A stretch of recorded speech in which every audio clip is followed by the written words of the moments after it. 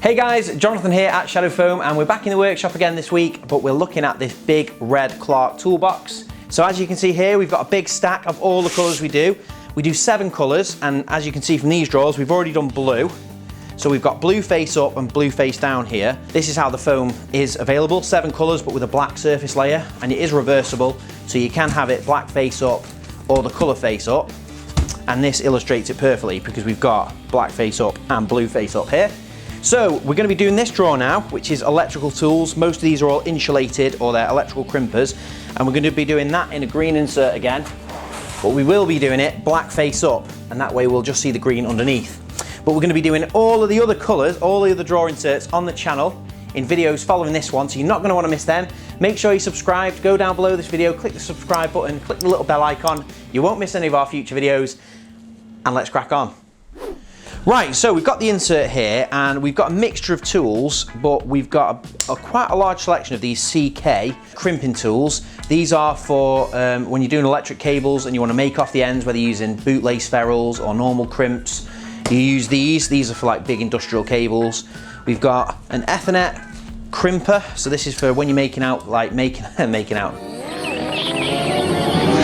And this just nips off the end, so it's electrical. It's kind of not electrical, but it's red and it fits in here, and I didn't do a huge amount of data stuff. We've got other crimpers, different styles and types, and then we've got an insulated hacksaw. Again, it's not strictly a cutting drawer, is it? You might want to put that in a cutting drawer, but for me this was something that you'd use very, very seldom, but it's just handy to have it, fill up the drawer. What we've got here is a gas soldering iron, and then a solder sucker, and then a soldering iron stand, which is really, really handy to have. I love a gas soldering iron. Just means you don't have to worry about finding a plug or anything. You can just solder wherever you need to without stressing. Underneath the soldering iron, we had the interchangeable tips and a little tube of solder, and then the little spanner as well. That was all underneath.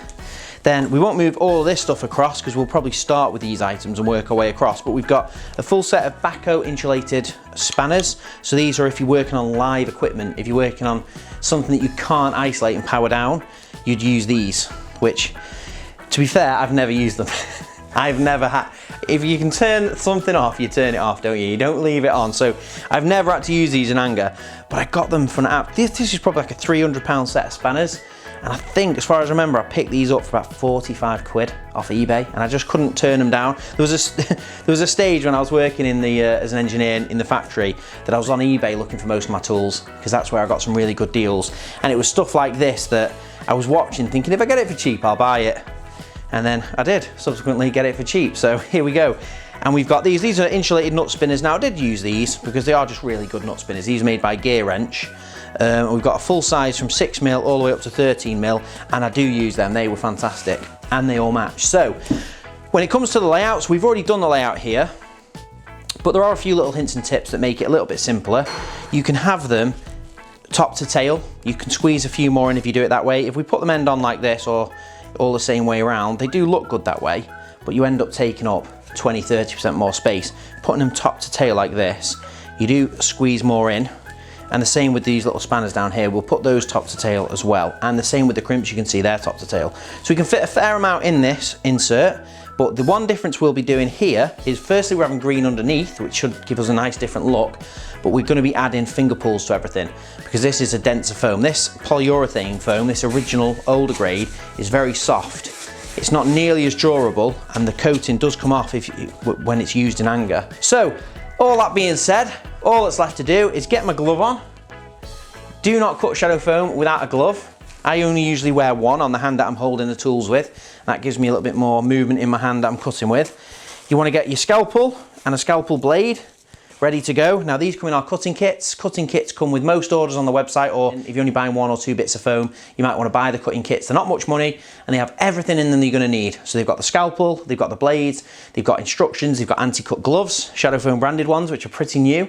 We've also got in there fantastic elastic glue, which is a really amazing glue, which can glue the foam back if you make a mistake, and it repairs it and you can go again. So everything you're going to need to cut shadow foam and repair a mistake is in our cutting kits. So yeah, let's get started.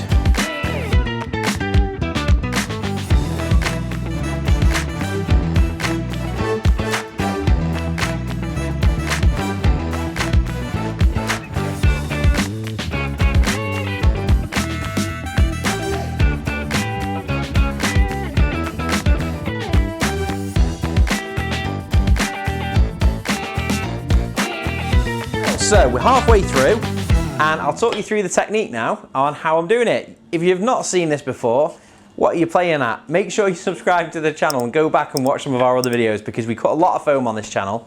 But I'll give you a quick rundown on how I do it. So we've done that full row there. We will be adding a finger pull, but I'll cut this big item on here. This is like a bit more of a challenging one, so it's probably a good one to actually just show you quickly. Right, so all we do to cut an item is we place it where we want it to go, and then we use the scalpel like a pencil. We're just holding it tightly to the item, making sure it's square to the foam, and we're just cutting lightly into the foam all the way around. At this point, we don't worry about how deep we're cutting down. We're just cutting nice and lightly to just give us an indication of where it went and the profile, the shape of it. So you want to cut all the way around the item until you've gone and met back up at the start. You want to make sure you've gone all the way around before you move it. Brilliant, so when you've gone all the way around the item and you know that you've gone all the way around, you've met back up at the start, you can then move the item, and realistically you shouldn't be able to tell where you've cut. If you've cut correctly and you've cut nice and neatly, you can't even see the cut you've made. So in order to see the cut, you've got to push down on the foam. And you can see there, if you push, you can see the incision that we've made. And doing that, we can then go back with a scalpel, and at this point we can make the cut as deep as we need it to be. So we only really need to go down about 30 mil. This is a 50 mil piece of foam, and we want to go down about 30 mil. So I'm using the side of the scalpel as a reference, and I'm just making sure that I'm cutting down deep enough. And we're just following that cut all the way around, making sure we've cut all the way down around the whole of the outline of the shape. Once you've cut all the way around the item and you've cut down deep enough, all you have to do then is just push your finger down one side and you're just peeling the foam back towards you. And you do want to follow the peel along. You don't want to be grabbing it at one end and pulling it back like a banana, because it doesn't peel like that. We don't want it to peel too easily, because the problem is then it'll fall apart. We want it to take a little bit of effort to force the layers apart, and that way we know once you've done it, it's going to stay looking smart. And we'll go back at the end and we'll add finger pulls to it, but for now that is done. So let's crack on, cut all the rest of the stuff in, and then I'll show you how to do the finger pulls.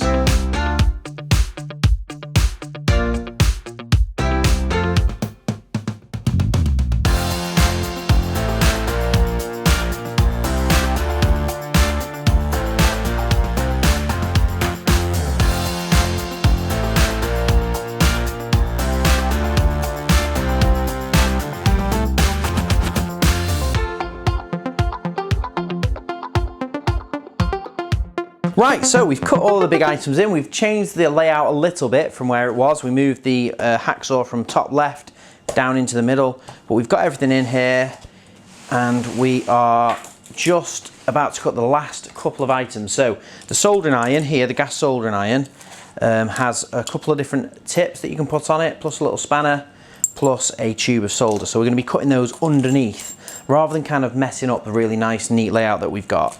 We're just going to cut these. So it's all we've done. We've cut around the gas soldering iron, peeled back the foam, we've got a flat bottom there, and then we just go again. It's 50 mil, we've got loads of extra spare depth, and we just cut around the tube of solder, make sure we've gone deep enough, and then we can peel back the foam and put that in, and that way we can hide it nice and neatly. So I'll do these little few little items, these little tips here, and then we can move on to the finger pulls.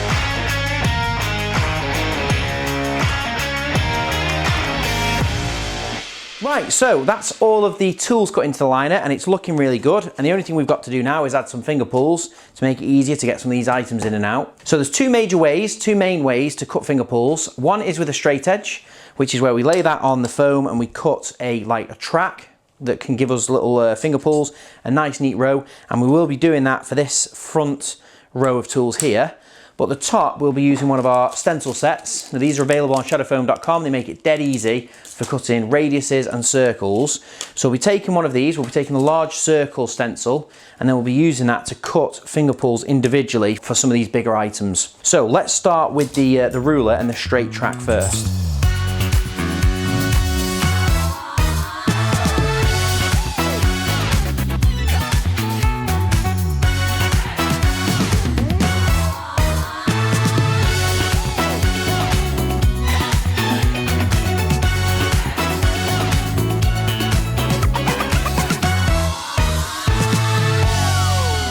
Right, so we've done all the finger pulls. Most of them were 50mm, but we did a couple of smaller ones here. And I'm on the last one now. So all we do is just place the stencil where we want to have a finger pull, and you're just basically putting them where they kind of naturally fill the space. So you can see we've put them in similar places, but we've tried to complement the layout with the finger pulls essentially. So we've done a nice straight track here for all of these tools, but then on the bigger tools we've just put semicircles wherever they fit in. And the last one, we're just going to place the stencil there, and then just cut another semicircle just on the handle of this hacksaw. We just follow the gauge around, follow the stencil around, cut it to the same depth as where we peeled before, and just peel it out. Simple as that. And that is that liner absolutely done. So last thing for me to do is put this back in the roll cap.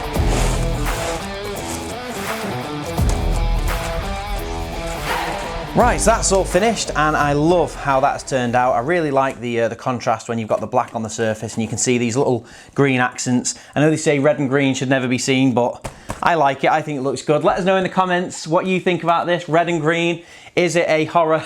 What do you think about it? I love it personally, I really like it. And to be fair, we don't do a great deal of videos on roll cabs, which is really where it all started. So let us know in the comments, what roll cab you got? Is it a Snap-on, Mac, Facom, Sealy, Clarke, like this one? I'd love to hear it. I'll read every comment that's in the comment section below, and I'll reply to most of them as well. So let us know what toolbox you've got, what colour foam you'd have, what do you think of this red and green? And if you've not already, make sure to subscribe to the channel too. Click the bell icon so you don't miss any of our future videos, and we'll see you next time.